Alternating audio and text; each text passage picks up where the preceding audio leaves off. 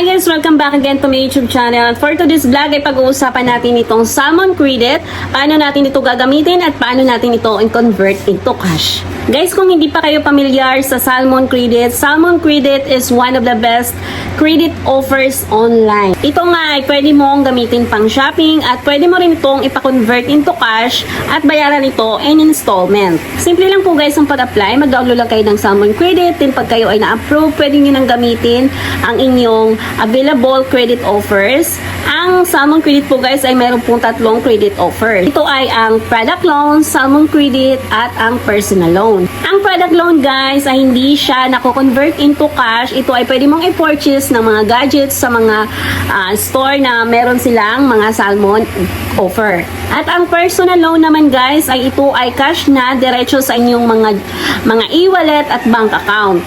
At last but not least, ito na nga ang Salmon Credit. Salmon Credit guys ay same lang ito ng mga credit cards at kapareho lang din ito ng Atomic Credit. So, pwede mo itong pang shopping or pwede nyo rin ipa-convert into cash. Kung gusto nyo itong ipa-convert into cash, maghahanap lang kayo ng mga QRPH na store na nag-accept sila ng mga Salmon Credit into cash. Pero kung wala, ay pwede kayong lumapit sa mga trader na tulad ko guys. At kung naghahanap kayo ng mga trader at pwede nyo akong i-message sa aking Facebook account. Nakapin na rin sa comment section at ilalagay ko na rin dito sa screen. Mag-message lang sa akin, mag-reply lang po sa aking MyD guys at para matulungan ko kayo. And that's it for today's vlog. Thank you so much for watching guys. At kung meron kayong mga credit offers dyan, pwede nyo akong i-message. At please like and subscribe to my channel para updated kayo sa mga susunod ko pang mga video. Bye!